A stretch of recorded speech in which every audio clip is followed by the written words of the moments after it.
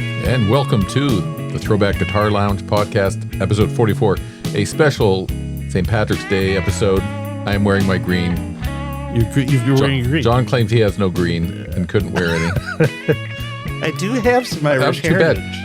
I had this as a gift if you were going to wear a green, but... What is it? It's Guinness. Straight from Dublin. On the plane? No. You can buy that at any grocery store in America right now. Okay, and we've got Paul here. We've got the full complement of ThroBak entertainment here. There's Paul right there. Paul, say hi. Hello. With the English, you're just not Hello. just waving.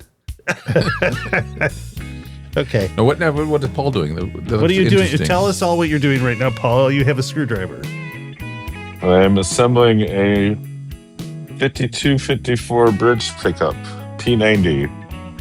That is what he's doing there, Matthew. Nice. Your answer was right there. Okay. We're going to start this. So we got a full show. Mm-hmm. You're dressed up in your Irish regalia. Mm-hmm. Paul's out there. We'll say hi to him periodically. We have a Guitargument. That's a tough one. It's an emotional one. It's an emotional one. It questions our existence for being. This came as part of a very hard-hitting comment that by was a viewer in episode 43, right? And it is: Are we on YouTube? Are there our viewers and us? Are we stuck in the past? And you pointed something out, Matthew, that I never thought of, that there's a big warning sign that starts a show for anybody that might not want to be stuck in the past, and it's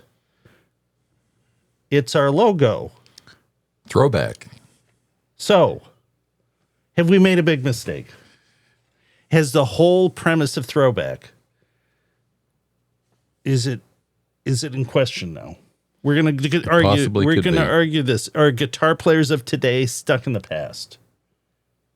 Possibly. And we're going to take sides on this in the Guitargument today.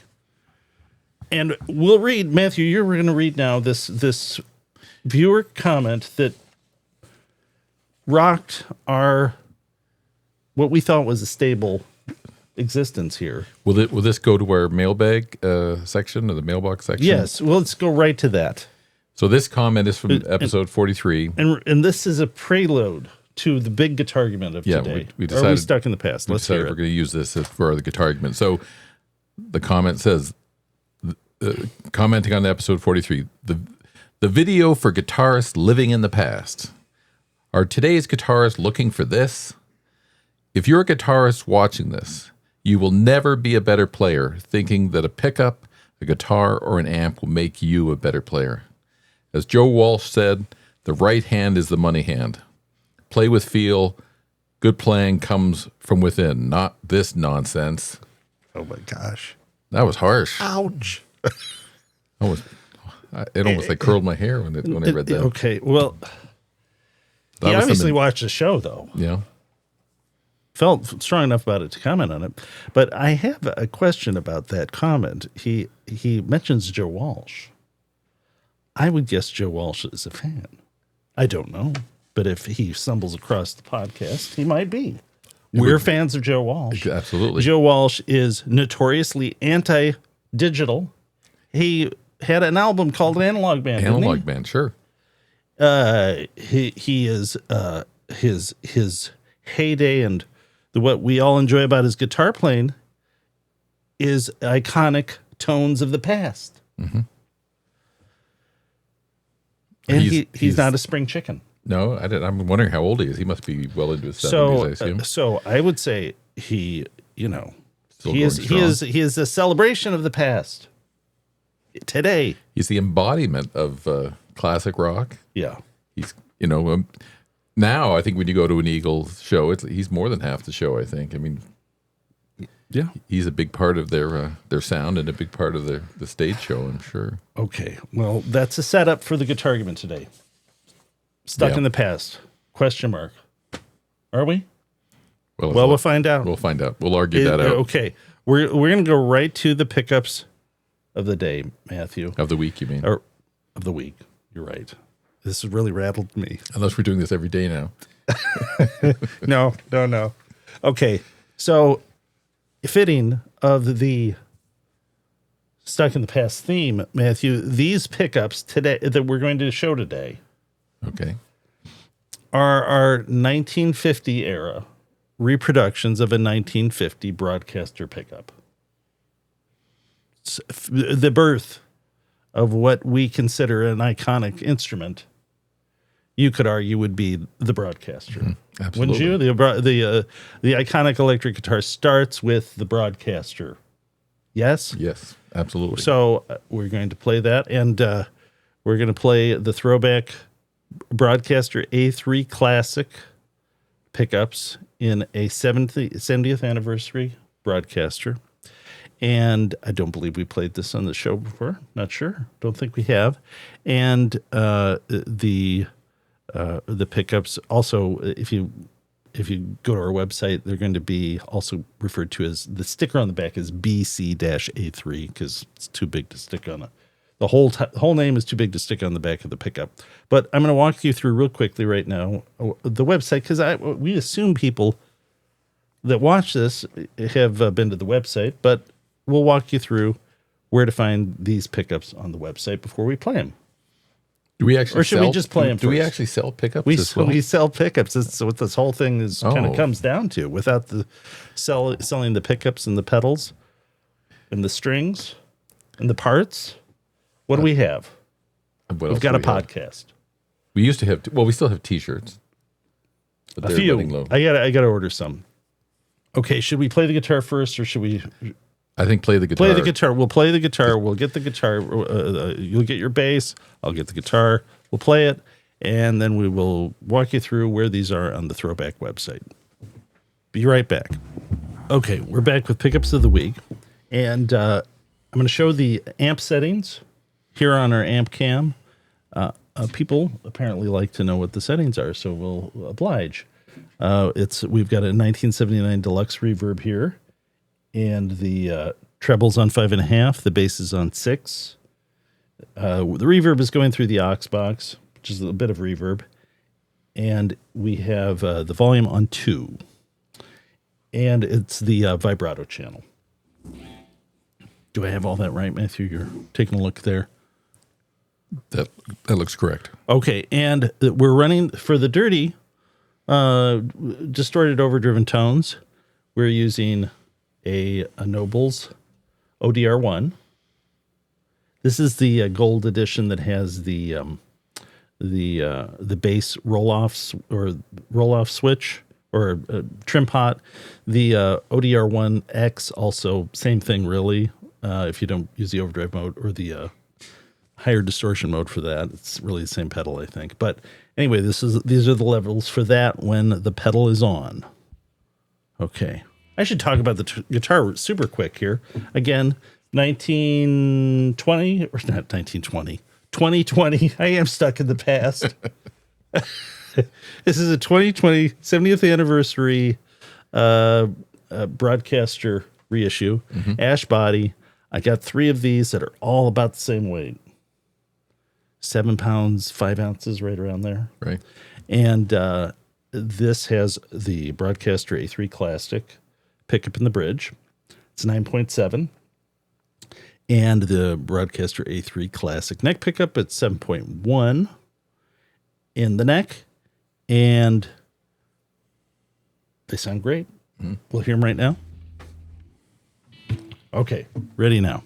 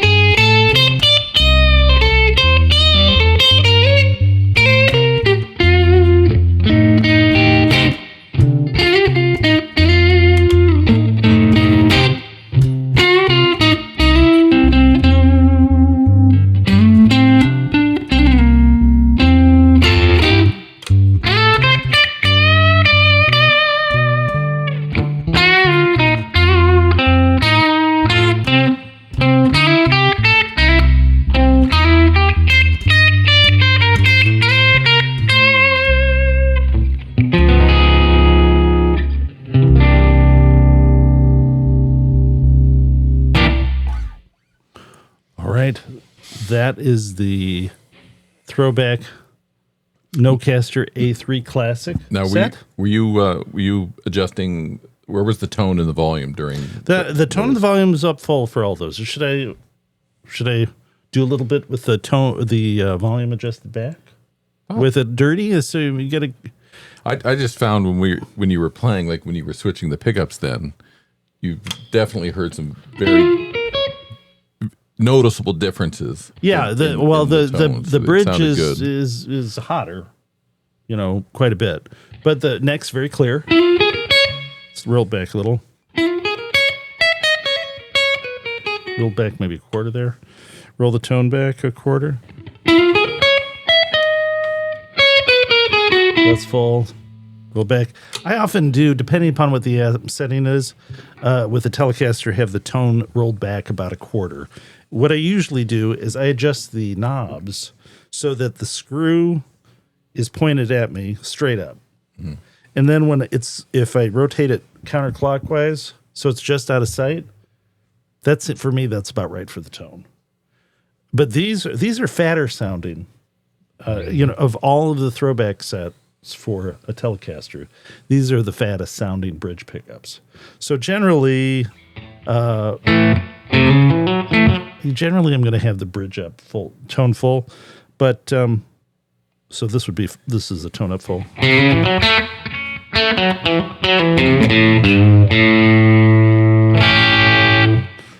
Roll it back about a quarter.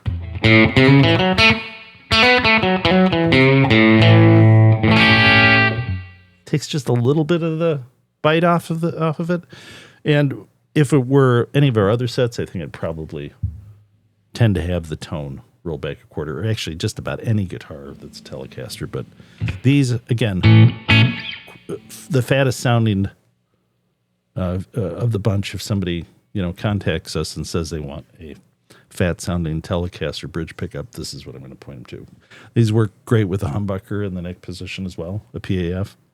So, and if you're going to order that, these are available as single pickups or as pair.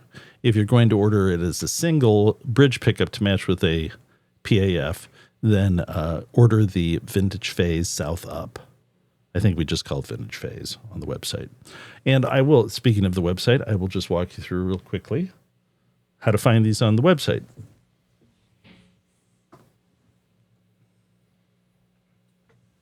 Okay, we'll go to the main page here of the ThroBak website.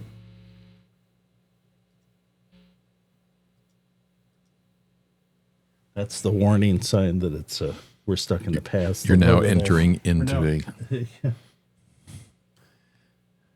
Go down to Telecaster pickups there. And if you look at the website too, we have everything laid out. PAF humbucker pickups, P90 pickups, Telecaster pickups, Stratocaster pickups, effect pedals, guitar strings, and parts. And at the very bottom there, vintage pickup winder history, which is a very interesting little sort of digital museum. Yeah, within the ThroBak website. So check that out if you haven't already. That's an interesting thing that is kind of at the bottom of the list there. Mm-hmm. Not for sale, but no.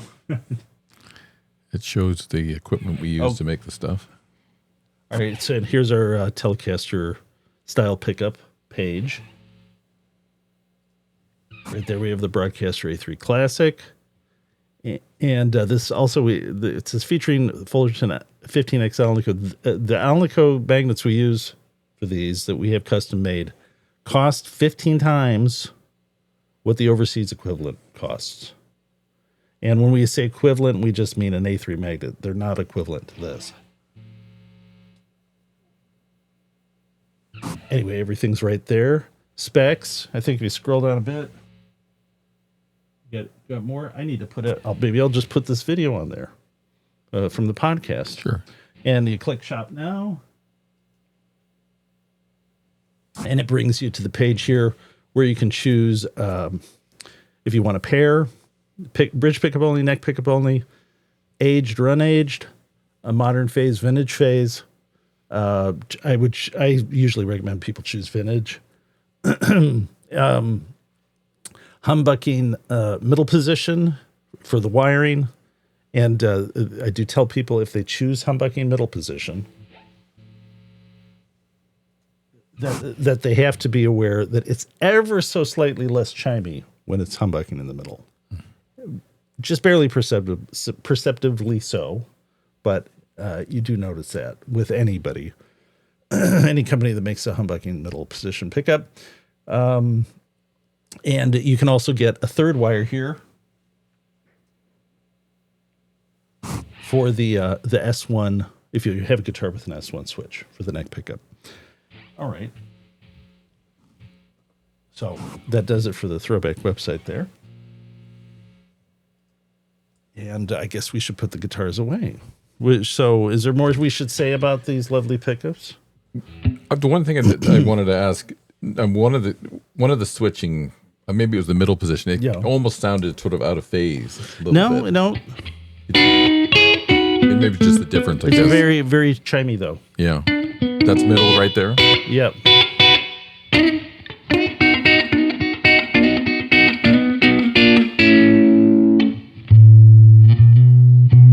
Nice and clear. Yeah, it's super chimey. And again, this is with a little dirt, but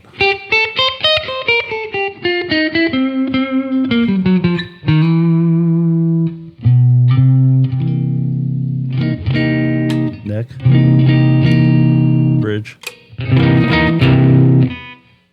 clean.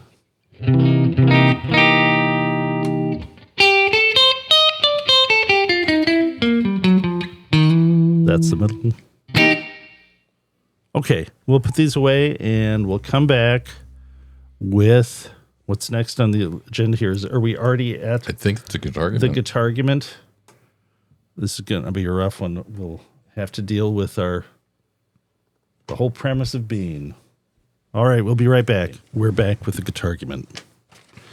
And the question is, are guitar players stuck in the past, particularly is ThroBak stuck in the past? But are we just a symptom of a broader problem that is holding the guitar down and preventing it from being the musical outlet of a newer generation? And by our enthusiasm for the past, holding it back. So, well, we're going to ask Paul. Paul, you're a little younger than Matthew and I. Just by a little bit. Are we stuck in the past, Paul? Okay. How old are you? I'm 50. Yeah. Okay. He's just a young one. He's just a young. Okay.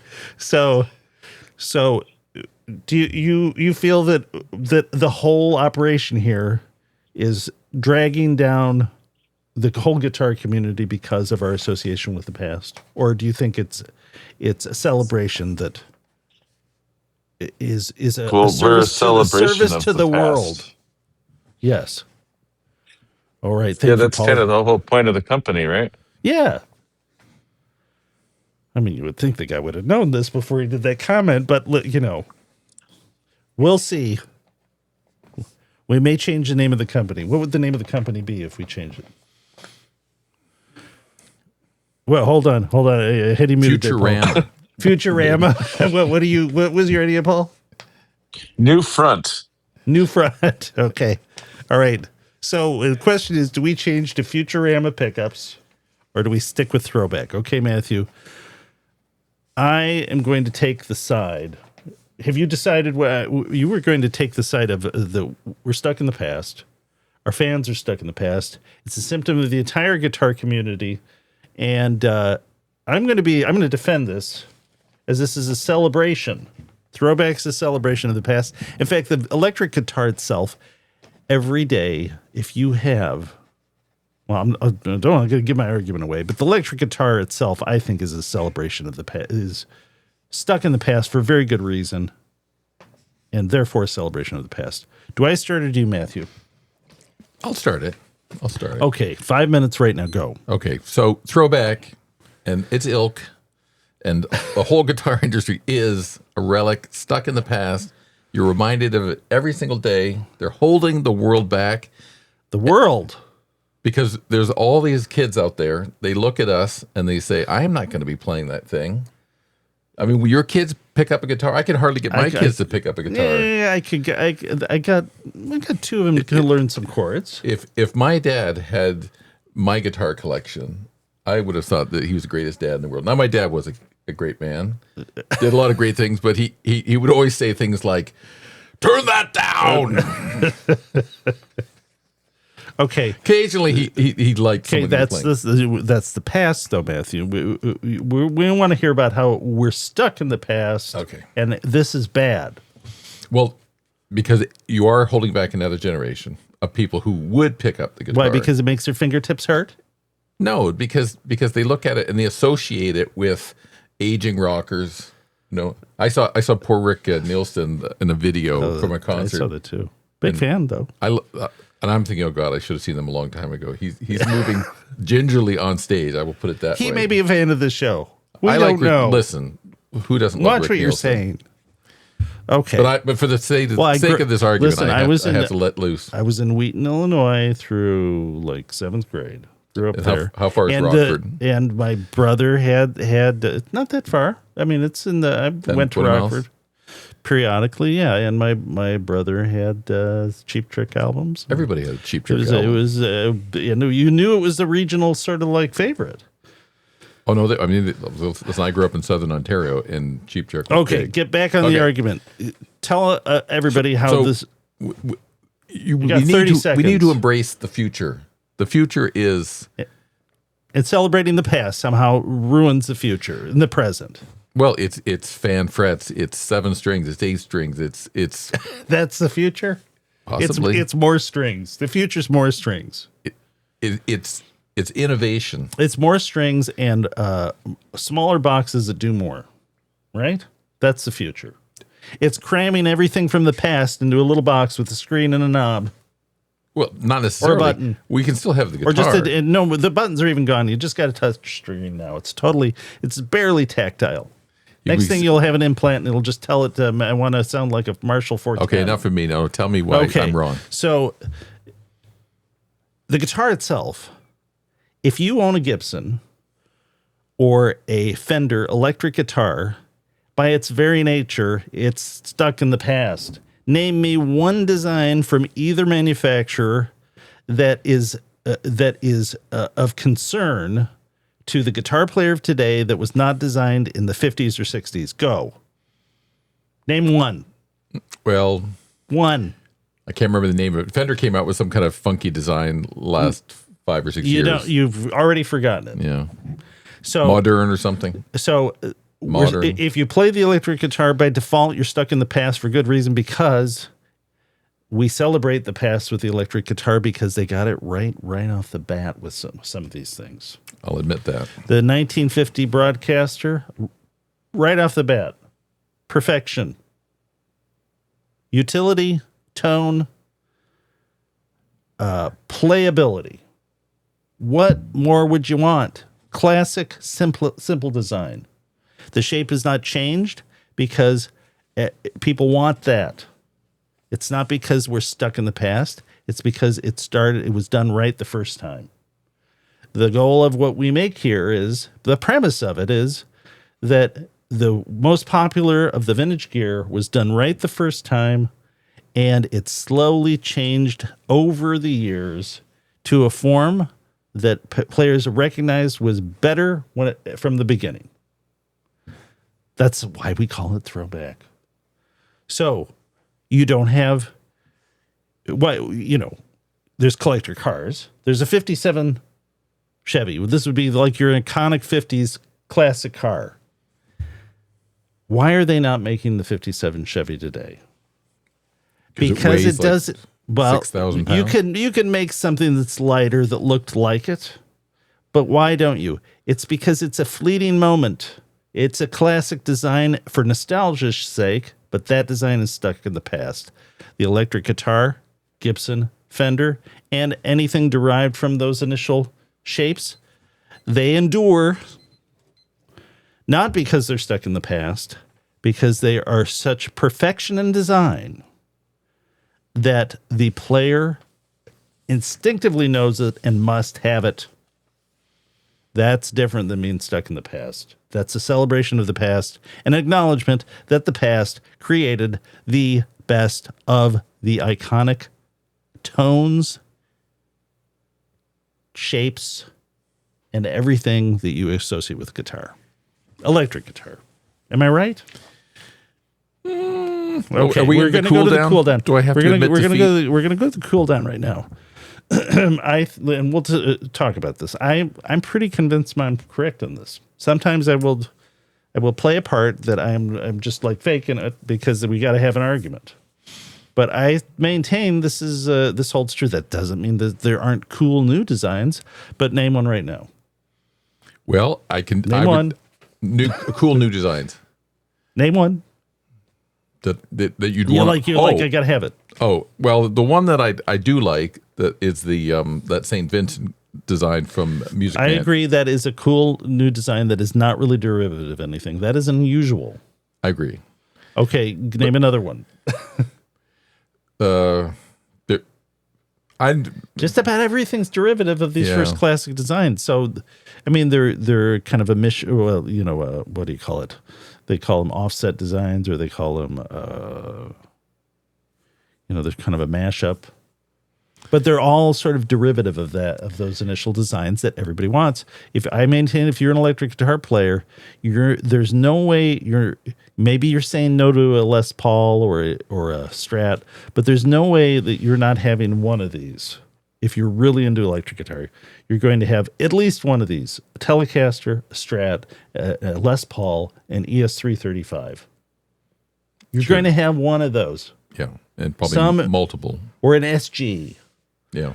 And if you're really into it, you're going to have all of them as a starting. But you're going to start with probably a Strat or a Telecaster, and then you're going to be, well, the next one is I'm going to get the other Fender iconic guitar.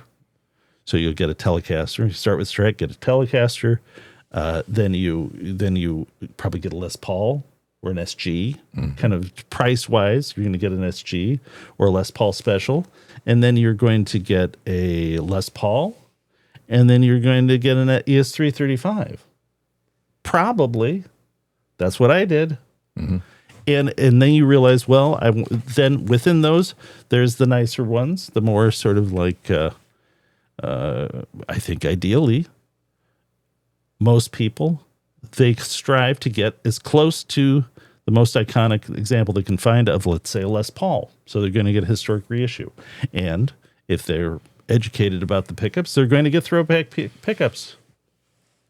We hope they will. I think it's a done deal. It's just a matter of kind of looking into it enough. I think people come to that conclusion. It'll be interesting to see with the Fender court ruling in Europe this week. Oh, that's right. If some of these other manufacturers will have to come up with designs that they'll have to sell in Europe, or they just exit that market. Like, so some of the boutique. So if people don't know, they probably do. The Strat body has been decided by European court in Germany and Dusseldorf. I think that the Strat body is a copyright of the Fender Musical Instrument Company. Yeah. So maybe I should have played a Strat today, one of our Strat sets.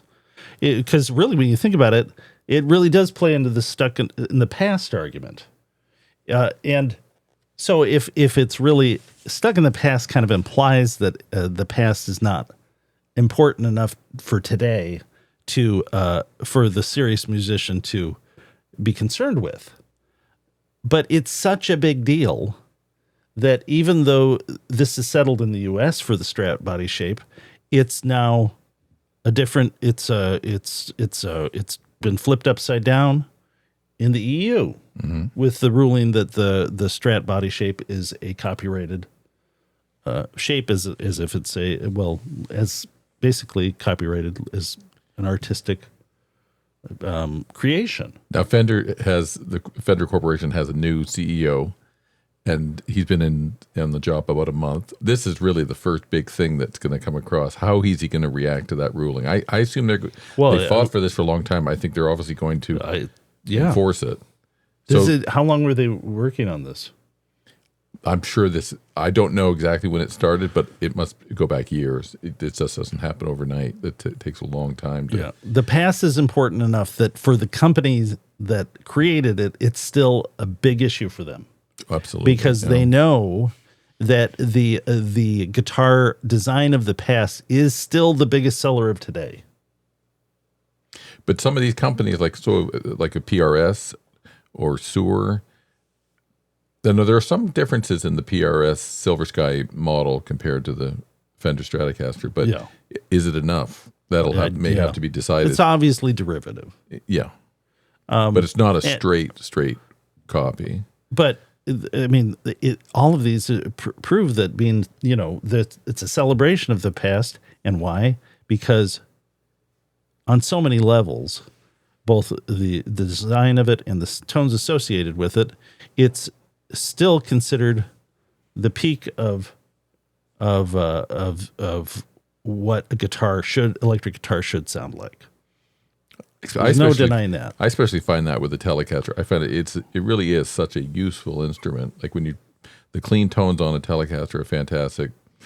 They dirty up nicely with the bridge pickup, and it's just as a tool, it's very, very sort of. And even the pickups, still the designs are still the classic passive design of a Telecaster, broadcaster, Telecaster, Stratocaster, PAF, and P90 pickup.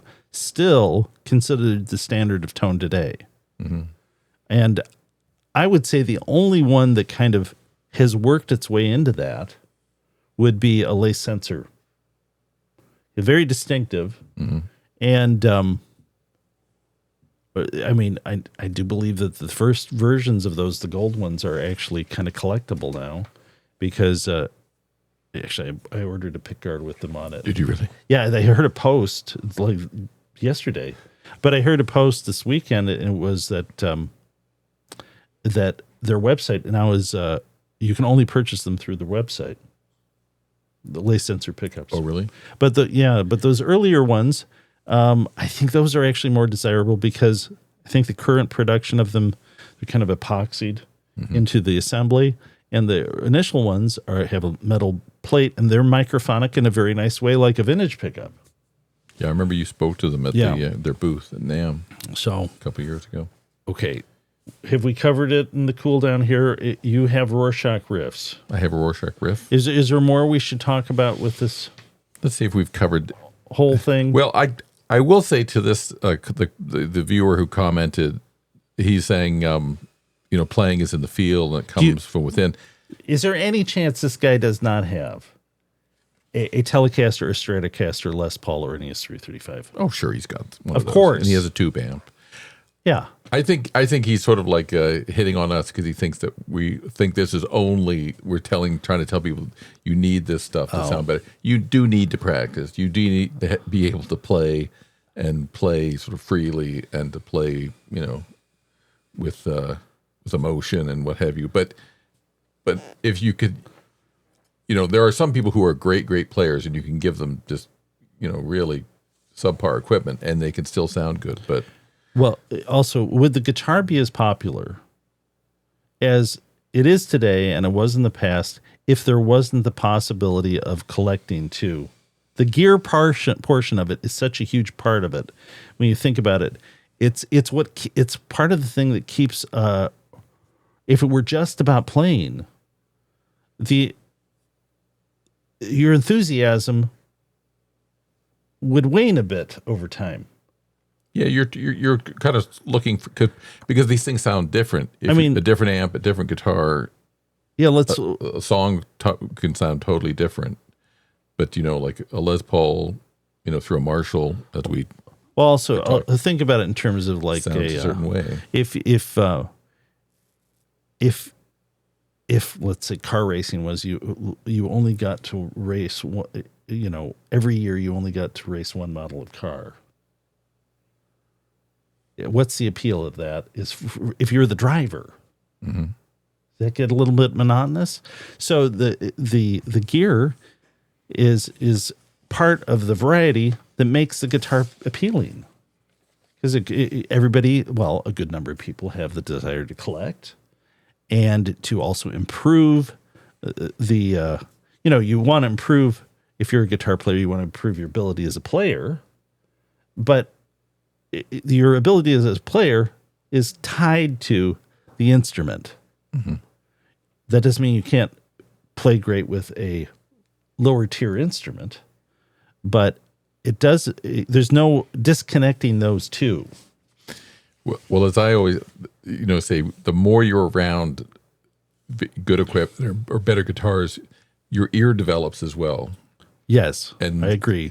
And then you realize, oh, I understand why this guitar is cost, twice as much as this guitar. Well, I know it took me several years before I was like, I could hear a song and think like, oh, I'm pretty sure that's a Telecaster, mm-hmm. or I'm pretty sure that's a Strat or a Les Paul, and then when you realize that, then you it opens up to the possibilities of your playing a little bit, because you realize that it's not just about the playing. It's also about the tones that the guitars create that are unique to them. And two, just the ergonomics of some of these guitars too affect your playing. You can play much easier high up on the neck with an SG. Yep. The action tends to be, the tone of an SG very often is low action. Anyway, there's layer upon layer that where the guitar actually dictates to some degree what you play. Yeah, okay. Again, all those designs are in the past, and the pinnacle of these designs is in the past, and it's not a surprise that people want those premium pieces of the past, or as close as they can get to it today if they're serious about playing guitar. Well, it will be interesting going forward to see if some of these other makers come up with some kind of innovative looking design that they'll want to put their name on and then sell into the European market if this ruling isn't appealed or if it holds up. Well, we'll see. Okay, let's go to the Rorschach Riffs, Matthew. I will get the guitar here. You have an electric Rorschach Riffs. Yes, these are electric guitar riffs. Rorschach Riffs. Let's see if Paul's going to participate. Paul, we're going to do Rorschach Riffs. Matthew, let Paul know what are these of a specific era? Will he have a chance with this? I think so. I mean, he's much younger than us. He's 50. He's much younger and cooler. Right? I think he'll definitely know the first one, but I think he may not like it. Uh-oh. Okay, well, Paul, we will go back to you periodically to see if you were able to decipher any of these Rorschach Riffs. I won't like the song, or I won't like that I know the song. Yeah, which is it, Matthew? He's not going to like the song? I think I've heard him say, Paul say in the past that he's not a fan of the band. Uh-oh. So. Uh-oh. I think. Oh, hold on. Say that again, Paul. I said it must be Journey. Don't stop believing then. Oh my gosh. Well, we know one of them already. That must be it. Okay. Let me get the guitar. I'm just going to get the guitar, Matthew, here. Right. I'll do a drum roll. We do it live so everyone can see.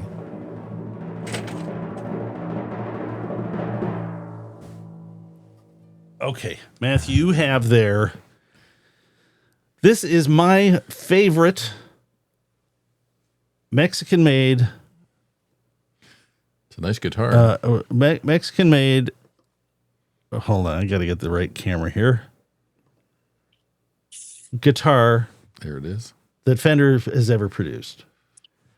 In my opinion, these things are perfect. You don't need to change anything. And what is it? It's a 60s Baja Telecaster with the S1 switch. Custom shop design, made in Mexico. Nice. Not made anymore, but if you can find one on the used market, I think they're well worth it. I bought these initially as this is a test guitar, and it's like, no, I like the way it sounds. It's an economical guitar that sounds great the way it is. How much does it weigh? I'd say it's about 7.5 pounds. 7? Somewhere around there. I prefer a Telecaster somewhere in the 7.5 pound range. It feels light. It too light. I think it kind of loses a little body. Like, I don't know. But anyway, okay, you're going to riff here. Let me get my notepad. Do you want a clean sound or a little dirtier sound? I think kind of clean. Kind of clean. Kind of clean today would be good. And again, my advertisement for these pickups are, and maybe I can demonstrate this, Matthew.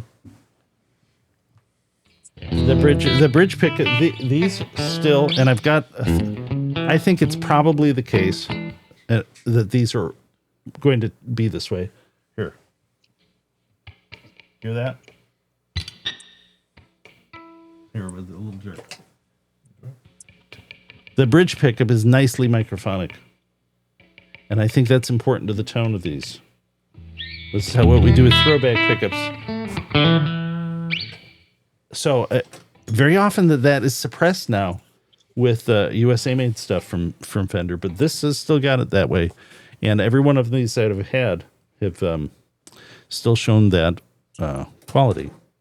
They appear to have plain enamel wire in the bridge, and neck pickups, and they're A5. They are. They sound. They don't sound. They sound punchy enough. They sound punchy and not super twangy, which is kind of my preference for a Fender. If you were looking for a Telecaster, if you're looking for something that's very flexible. Okay, I've talked enough about that. Let's hear your riffing. Okay, Matt, ready. Paul, get ready. Hold on. I'm ready. You're ready. Okay, should we mute? Or you're unmuted, so don't disturb the riffing. Okay, here we go.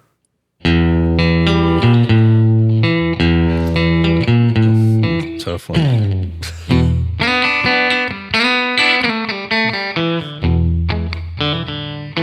Okay. Oh.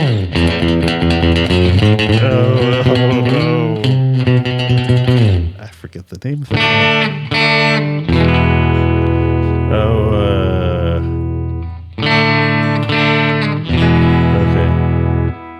Okay. Is it? Oh, that's 4. That's 4. Is there a I theme can play to more. this? The last 2, there is a theme. The last, just for 2. Okay. I know the theme. What's the theme? Pulp Fiction. True. Or Quentin Tarantino. I think it is. I think These both. are all Quentin Tarantino songs from. I don't think the first one is in any of Yeah, his the movies. Enter I could Sandman. be wrong, though. Okay, so play 3 again. I know the song, but 3. I'm drawing a blank of what it's called. Okay.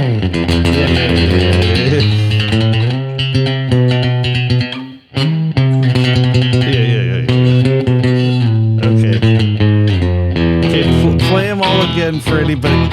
Okay. Let's play them all again for everybody. This is one.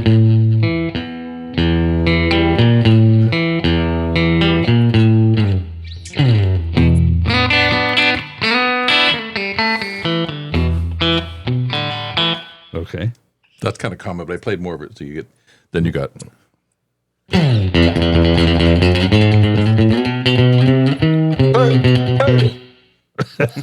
And then. Oh wow! Yeah. Okay. You know it? Yeah. I think I know the name of it. I know the song. I think I got the name right. Yeah. Okay. Well, let's. Okay, we'll go right through these. All right. Number 1 is Enter Sandman. Yes. By Metallica. Paul, did you know that? I did. Okay. Now, am I right? Paul, you're not a fan of Metallica, is that right, or am I wrong? I'm not generally. No, I'm not. Well, you nearly had it there. You had another Bay Area band. You thought Journey, but Oh, that's right. I should have let Paul. Okay, Paul, do you know number 2? Now, your wife is a fan of classic rock, so she might have you might know this by osmosis. Number 2. You want to play it real quick for do, Paul? Actually. You do know. Okay, let's hear it.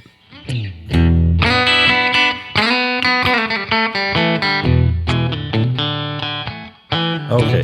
Oh, Susie Q. No. close. No. Close. Same band. Oh, Same band. Susie Q. No, same band. That is Green River. Yep. by the same band, which is Creedence Clearwater Revival, Paul. All right. Number 3, I forget. It's the left-handed guy. I know who he is, and I know the name of the song. And I'm playing it on a telly, but he plays a Strat. He plays left-handed on a Strat. It's kind of a gold sparkle Strat, right? Correct. And I've forgotten the name. Famous Surf. Do you know it, Paul? The name? I know the song. I don't know the name of it, though. Yeah, I know the name, and I know this. I know the guitar player. I know the name. Give me a hint.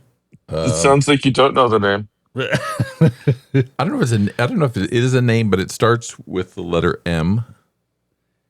It's not Malaguena. No, it's not it. I think it's just pronounced Miserloo. Oh yeah. Is that right? And the give me a hint for the guitar players. I know both of these. For the last riff. For 3. Oh, for 3. So the two Ds. The guitar player. Initials are DD. Oh, Dick Dale. Yeah. Okay. I can't count that, though. Okay, and the last one is it Rumble? Correct. And the guitarist is... Give me a hint. He's the father of the power chord. Yes. And he, but I believe he is he Cherokee or something? I think you're right. Yes, I believe. I forgot his name. He's very honest and scary looking, though. Yeah. He always wears sunglasses and kind of... Jimi Hendrix. No. He's supposedly part Cherokee, too, isn't he? I think you're right, yeah. But this guy is always wearing black and sunglasses and lurking over his guitar. When menacing way. Rumble came out, they said it was one of the most menacing kind of songs. It feels like a fight's going to break out. Give me a hint on the name. Okay, initials LW. Link Ray. There you go. Okay, very well done, Matthew. You're really branching out into those classic riffs there. Instrumental riffs. Yeah, I thought that was a little... 2 of them there. Okay, Paul. Let's go to Paul. You got one of them, Paul. All right. Maybe one day you'll be cool as Matthew and you'll know all 4. Okay. All right. Well, we'll go to... do you want to hold the guitar or do you want me to... Paul, you looked unapprovingly, disapprovingly there. Have I upset him? Have I upset him by saying that one day you'll be as cool as Matthew? I don't think it's ever going to happen. Yeah, exactly. Okay. All right. We're going to go to your musical musings, Matthew. Okay. You just keep the guitar there. I have no idea what these musings are. In keeping with our St. Patrick's Day theme, I thought we would go through. Chug a Guinness. We're gonna chug this. Do you have a ballpoint pen? There's nitro something in this. To make it cold? It's got nitro generated for smoothness. There's some kind of, like when you pop the top, there's some nitro in there. Well, doesn't it make it cold? Is it one of these that cools itself? I don't think it makes it cold. It'll be room temperature, but it pours like as if you got it on tap, and so it'll take maybe a minute or two for it to settle. Yeah. It's stout, so it's an acquired taste. Right. But I think if you put a pen into that, it would explode in your face. So I thought we would go and talk about who we think are the greatest Irish guitar players of all time. And I think there's only 3. Okay, well, it's going to be... You want me to guess?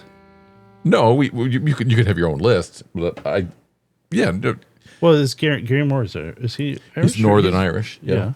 And then it's why am I drawing a blank on this? Rory Gallagher. Yeah, I was going to say plays this beat up Stratocaster. 60. And then you're going to say the Edge. I think you'd have to put the Edge in there. I guess he's innovative when it comes to sort of like economy. But economy of playing. Don't you think the Edge's sound? Now, if I was to rank them, see what I mean though. I'd say as far as economy of playing, he is definitely unique when you consider sort of the impact he's had. Oh sure, and he's not relying on a traditional sort of blues background, he sort of branched out and kind of went in his own direction. And then and somewhat got criticized for it too, because I remember by the mid '80s, people were saying, some other kind of classic rocker guys were saying, well, these guys don't even know how to play. I think Keith Richards did in Rolling Stone, or somebody like that said, the Edge doesn't know really how to play basic, straightforward, rhythm and blues. And that's part of the reason why they did the song. Keith Richards stuck in the past. That's part of the reason why they got B.B. King and they did that song on the Rumble and Rattle and Hum record, Love Comes to Town. But I would, if I was to rate them, I think I'd rate Gallagher and then the Edge and probably Moore as number 3, just because Moore and Gallagher are kind of almost contemporaries. They're only 4 years apart. They knew each other. They played with who each did other. you put at the top? I'd put Gallagher as number 1. Well, definitely more. Technically, wouldn't you say it'd definitely be more? I just think Gallagher was kind of like the first. Oh, you mean as far as like sequentially? Well, no. I think for sort of setting the stage, because I think he opened up, obviously, the possibility, and that guy worked awfully hard. He worked from a very young age. He was touring all over Europe. He did the whole Hamburg nightclub scene. Was playing in all in bands before Taste, and then his solo stuff. Yeah, but especially too, if you watch some, you can see the stuff on YouTube. I think I had a DVD at one time, but it's pretty kind of primitive stuff. And I know, but I was thinking like as far as like influence, I would say it's as far as like influence on guitar players. I would say it's probably more Gary Moore at the Edge, or Gallagher at the bottom. Well, but I think Moore would defer that Gallagher influenced him. Yeah, probably. But you're probably right. In terms of maybe the people that watch this channel, Moore would be probably on top, just because he was more well known. Yeah, he owned Peter Green's guitar. I know Rory Gallagher's got like a sort of iconic image and tone associated with it, because he, it's very distinctive. But I don't think, like, do you really think listening to him that he's like doing something that someone else hasn't done? Is this harsh? Yeah, it's gonna be. People are gonna. There's gonna be Rory Gallagher fans, but I don't. I kind of get it. You do have to. It takes a little while to get into it, but it is pretty kind of the kind of snarly sort of like treble booster sound. Yeah, is kind of unique to him. But as far as what he's playing, it's kind of frenetic in a way that's unique to him. But I don't know that frenetic is something that's like. Is the frenetic part of it something you like think like, oh, I want to borrow that? I don't know. He does. It's unique to him. Yeah, he does sort of express the emotion of the instrument kind of uniquely. And I guess Moore did as well. I mean, Moore obviously was pretty. It's more fluid, though, I would say, kind of with. More. Yeah. That's very true. But the Edge, I think, the Edge's stuff is pretty interesting too. I mean, in terms of if you want to look at the guitar and moving it forward. Yeah. That's why I thought actually you could make a good argument that he might even be the most influential of the three, kind of with music from the 90s to today. Yeah. Okay. Matthew. Are we is there more to Muse Musical about? No, I think that kind of covers it. It's an interesting topic because you could make good arguments for all of them. We did it all. Okay. With the stuck in the past argument, should we change the name of ThroBak? No, we're happily stuck in the past. Okay, Paul. Let's say Paul is Paul. After hearing the guitar argument about being stuck in the past, have you changed your mind? Should we now be called Futurama? I think we should. No, we should be called Catch Forward. Catch Forward. Okay. Catch Front. Catch Front. It's ThroBak. Wow. Oh. ThroBak. He's saying your catch. Okay. I'll have to work on understanding that. Okay. All right. He's got is it sort of a pun that I'm not getting? Yeah, it's like the name ThroBak, and he's saying throw, you catch. Oh, back, forward. Okay, So. yeah, okay. Well, that makes sense now. Okay. All right. Thanks for watching. Thanks for watching.